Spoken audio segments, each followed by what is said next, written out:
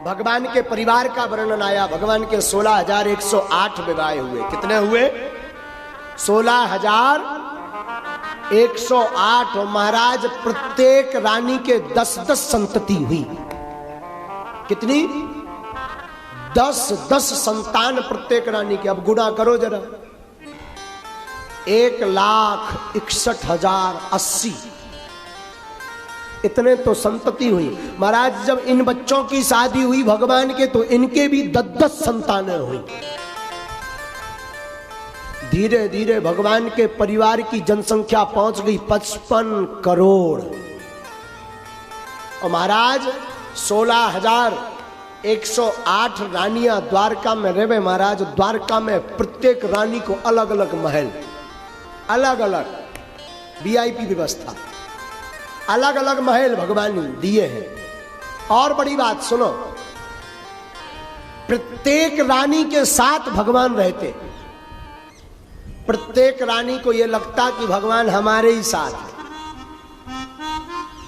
पर हैं सबके साथ। 16,108 रानियां, 16,108 महल और इतने ही भगवान के रूप। किसी के एक घरवाई आ जाए आफत हो जाती, और धोखे से अगर दूसरी कर ले, फिर उससे पूछो कैसे जी रहे हो? महाराज चक्की की भांति पीस रहा। खैर ये कथा सुन के तुम ज्यादा विवाह के बारे में मत सोचना कि हम भी कर सकते हैं। कि तुम संख्या बढ़ाना शुरू करो। भगवान 16,108 कर सकते तो हम तो 2-4 कर सकते हैं ना। हाँ या ना? हाँ जरा पीछे खड़े हो। हाँ तेरी घरवारी है? चिमटा मार मार के लाल कर देगी। हाँ कहोगे पता लगेगा, आफत हो जाएगी। अरे भाई भगवान ठाकुर जी ने जो विवाह किए वेद के उपासना कांड के मंत्रों के साथ किया है। वेद के उपासना कांड के जो मंत्र थे उनके साथ शादी की भगवान ने। ठाकुर जी योगेश्वर है। क्या है? योगेश्वर। महाराज सब रानियों के साथ अलग अलग भगवान रहते, अद्भुत लीला करते। एक दिन नारद जी ने सोचा चलो देख आए भगवान लीला कैसे करते हैं। तो नारद जी आए नारायण नारायण करते हुए, और नारद जी पहुंचे तो जिस महल में नारद जी जावे उसी महल में भगवान ठाकुर जी मिल जावे। और कन्हैया मिलवे तो भगवान का तो स्वभाव है स्वागत करें। आओ नारद जी आइए आइए, कैसे हैं?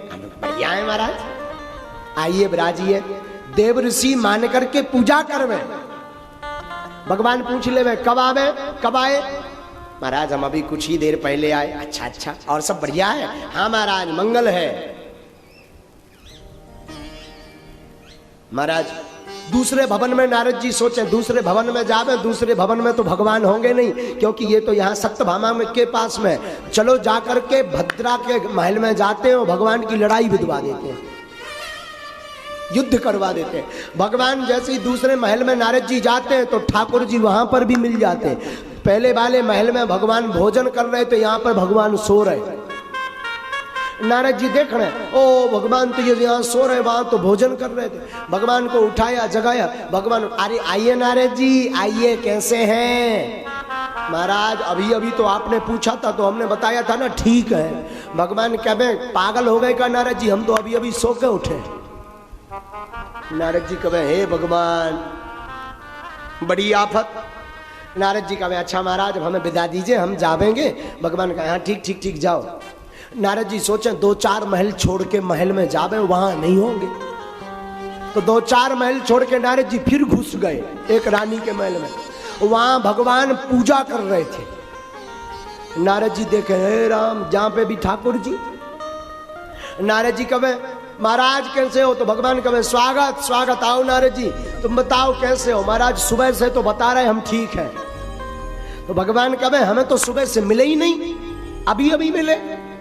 भगवान कहे महाराज बगल के महल में मिले ना, आपने स्वागत भी किया। ये देखो आपने गमछा भी दिया हमें, ये आपका गमछा है। भगवान कहे ये ना हमारो। रानी इतने में जवाब देवे महाराज नारद जी तुम भांग भांग खा के फिर रहे हो का? नारद जी कहे क्यों? अरे हमारे स्वामी जी तो सुबह से कहीं निकले ही नहीं, अभी पूजा कर रहे हैं। नारद जी का माथा गरम है गयो, हे राम। नारद जी 8-10 महल छोड़ के फिर घुस गए, और फिर गए तो वहां पर भगवान चौपर खेल रहे थे। चौपर खेला, नारद जी को देख, ओ नारद जी आओ आओ आओ, स्वागत है स्वागत है, आओ।